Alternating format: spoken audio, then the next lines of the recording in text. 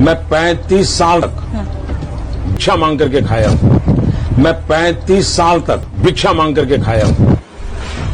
अब ये मत पूछिएगा कि साहब जब 35 साल तक भीख मांगते रहे तो क्या अक्खा इंडिया में एक भी ऐसा बंदा नहीं मिला जो नरेंद्र मोदी, माफ कीजिएगा बाबा नरेंद्र नाथ मोदी जी महाराज से एक बार भी पूछ सके कि गुरु तुम तो इतने हट्टे कट्टे हो फिर भी भीख मांगते शर्म नहीं आती। तो भाई लोग ये तो साहेब का ही जलवा है कि साहेब ने बचपन में चाय बेची मगर किसी ने नहीं देखा। साहेब ने स्कूल में पढ़ाई की मगर कोई क्लासमेट, कोई बैचमेट और कोई स्कूल फ्रेंड सामने नहीं आया। साहेब ने कॉलेज में पढ़ाई की मगर कोई टीचर सामने नहीं आया जो बात कर सके कि उसने साहेब को पढ़ाया है। सोचिए 1992 में साहेब 42 साल की उम्र में आडवाणी के रथ पर दिखे थे। तब आडवाणी सांसद थे। जाहिर है तब आडवाणी जी इनसे भीख मंगा के अपना खर्च तो चलाते नहीं रहे होंगे। मतलब ये हुआ कि साहेब उससे पहले ही भीख मांगते रहे होंगे। साहेब ने कहा 35 साल भीख मांगे मतलब 42 में से 35 साल निकाल दें तो बचे 7 साल, यानी साहेब 7 साल की उम्र से भीख मांगना शुरू कर चुके थे। इस निष्कर्ष के बाद कई अहम सवाल उठते हैं।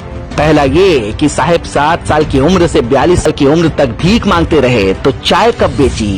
दूसरा, माँ बाप और बड़े भाई किस तरह के इंसान रहे होंगे जो 7 साल के बच्चे से भीख मंगवाते थे। दरअसल साहेब टनाटन झूठ बोलते हैं। जज्बातों को बेचने की पिनक में जुबान से दिमाग का कनेक्शन कट जाता है। जुबान से बोलने के लिए दिमाग के कमांड की भूमिका होती है जो साहेब पर लागू नहीं होता।